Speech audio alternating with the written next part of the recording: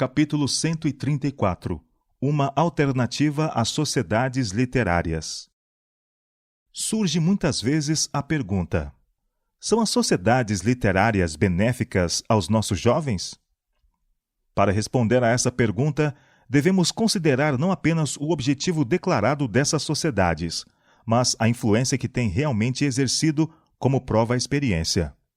O desenvolvimento da mente é um dever que temos para com nós mesmos, a sociedade e Deus. Mas nunca devemos imaginar meios de cultivo para o intelecto à custa da moral e do espiritual. E é apenas através do desenvolvimento harmonioso, tanto das faculdades mentais como morais, que se pode alcançar a mais elevada perfeição de cada uma. São esses resultados conseguidos por meio das sociedades literárias da forma que geralmente são dirigidas? As sociedades literárias estão exercendo quase mundialmente uma influência contrária àquilo que o nome indica. Como são em geral dirigidas, tornam-se um dano à juventude, pois Satanás se introduz para imprimir sua marca nas atividades. Tudo quanto torna varonil o homem e feminina a mulher é um reflexo do caráter de Cristo. Quanto menos tivermos de Cristo em tais sociedades, tanto menos possuiremos do elemento que eleva, refina e enobrece, que aí deveria predominar. Quando os mundanos dirigem essas reuniões para satisfazer os próprios desejos, o Espírito de Cristo é excluído. A mente é desviada das sérias reflexões de Deus, do que é real e importante, para o imaginário e insignificante. Sociedades literárias. Quem dera que o nome lhes exprimisse o verdadeiro caráter. O que é a palha em comparação com o trigo? Os propósitos e objetivos que levam à formação de sociedades literárias podem ser bons, mas a menos que essas organizações sejam dirigidas pela sabedoria vinda de Deus, se tornarão um verdadeiro mal. São geralmente admitidas pessoas profanas e de vida e coração não consagrados, sendo muitas vezes colocadas nas posições de mais responsabilidade. Talvez se adotem regras e regulamentos considerados suficientes para reprimir qualquer influência prejudicial. Mas Satanás, um astuto general, está em atividade para moldar a sociedade de acordo com seus planos, e a seu tempo é muitas vezes bem-sucedido. O grande adversário encontra fácil acesso àqueles a quem tem dominado anteriormente, e através deles cumpre seu propósito. Vários entretenimentos são introduzidos para tornar as reuniões interessantes e atrativas para os mundanos, e assim as atividades da chamada sociedade literária degeneram muitas vezes em representações teatrais desmoralizantes e tolices vulgares. Todas essas satisfazem a mente carnal, que está em inimizade com Deus, mas não fortalecem o intelecto nem confirmam a moral. A associação dos que temem a Deus com os incrédulos nessas sociedades não torna santos os pecadores.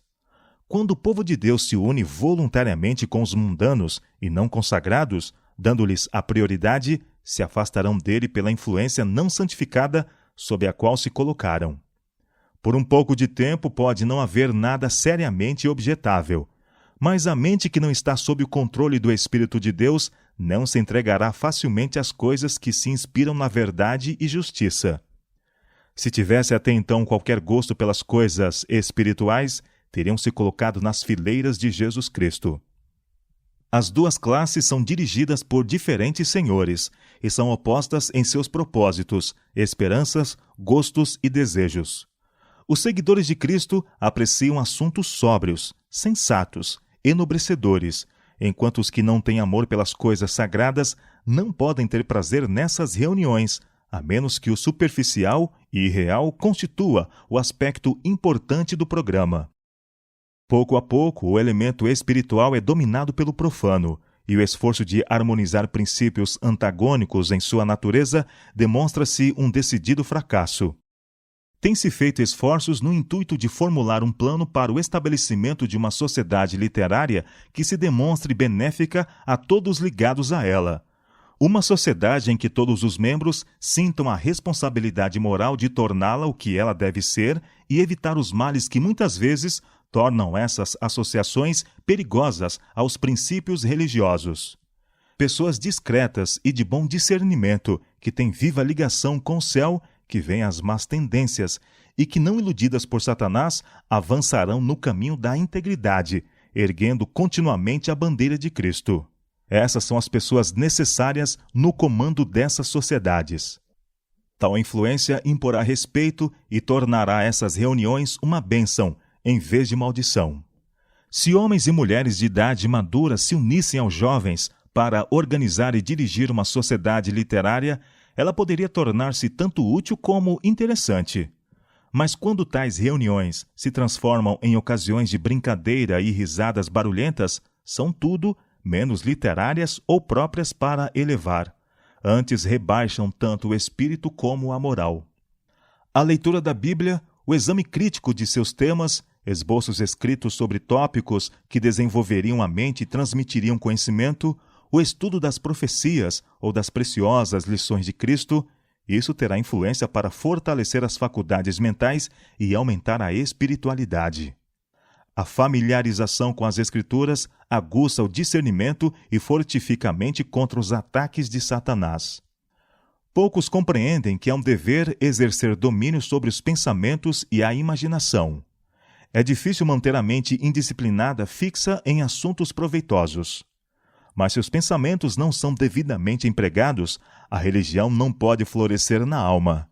A mente deve preocupar-se com coisas sagradas e eternas, ou nutrirá pensamentos levianos e superficiais. Tanto as faculdades intelectuais como as morais devem ser disciplinadas, e pelo exercício se fortalecerão e aumentarão. O intelecto, do mesmo modo que o coração, deve ser consagrado ao serviço de Deus. Ele tem direito a tudo que há em nós. Não importa quão inocente ou louvável lhe pareça, o seguidor de Cristo não deve condescender com qualquer satisfação ou envolver-se em qualquer empreendimento que uma consciência esclarecida lhe mostre que enfraqueceria o entusiasmo ou diminuiria a espiritualidade. Todo cristão deve trabalhar para repelir a onda de mal e salvar nossos jovens das influências que os arrastariam à ruína. Deus nos ajude a resistir à corrente.